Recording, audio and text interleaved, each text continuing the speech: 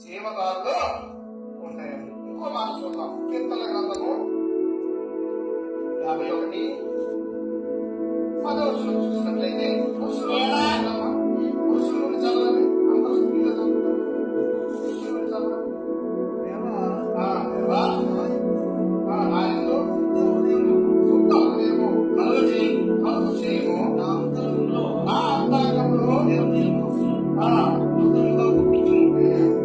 ఈ సన్నిధిలో నుండి నన్ను త్రోసివేయకుము,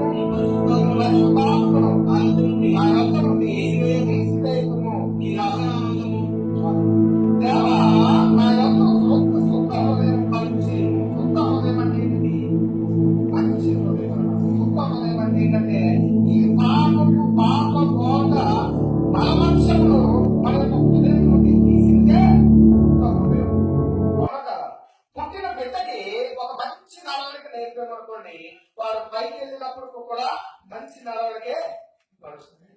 అవునా కాదండి? పుట్టినప్పుడు నుండి వారికి బూతులు నేర్పామనుకోండి, వాడు ఎలా తయారవుతాడు? అదే మాటలో తయారవుతాడు. అవునా కాదు? ఇప్పుడు నా యాకోబు ఉన్నాడు, సపోజ్ చూద్దాం. అతను మంచి జీవితం లేనివాడు. అలాంటి మనమేం చెప్పాలి? మంచి మాట చెప్పాలి. ఆడుకుంటే నచ్చినట్టు మాట్లాడితే ఆడికి ఎలా ఉంటది? అదే రోగమేమో. అదే మాటలో మా అమ్మ నేర్పుతున్నారు, మా ఇరుగు కొడుకు నేర్పుతున్నాం, మా బంధువులు నేర్పుతున్నారంటే అది ఎంతో పరిశుద్ధమైన వరకు మనం నేర్పుతున్నారు. దానికి పెట్టారు. అందుకు పుట్టిన బిడ్డకి ఏ విధంగా నేర్పుతానే చదువుతారు. ఒక దొంగవాడు తన కొడుకుకి మాత్రం మంచి పుట్టుకు నేర్పాలని కోరుకుంటాడు. కాబట్టి నేను ఎలా పాడైపోయానో కానీ నా పిల్లలు మాత్రం బాగు. అవునా కాదు? అయితే అందుకు అంటున్నారు ఏంటంటే మన యొక్క హృదయం అనేది శుద్ధ హృదయం కావాలి, మంచి హృదయం కావాలి. మంచి హృదయంతో ఈ రోజు రాత్రి అందరూ కూడా ప్రార్థన చేసినట్లయితే దేవుడు తప్పకుండా మన యొక్క ప్రార్థన ఆలకిస్తాడు.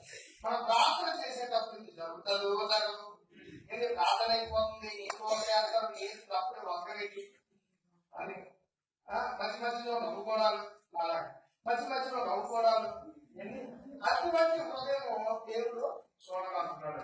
అందుకేమంటున్నారంటే శుద్ధ హృదయము నీ సన్నిధిలో ఉంటే నన్ను త్రోసివేయకము, నీ పరిశుద్ధాత్మను నా యొక్క నుండి తీసివేయకము అని మనం ప్రార్థన చేయాలి.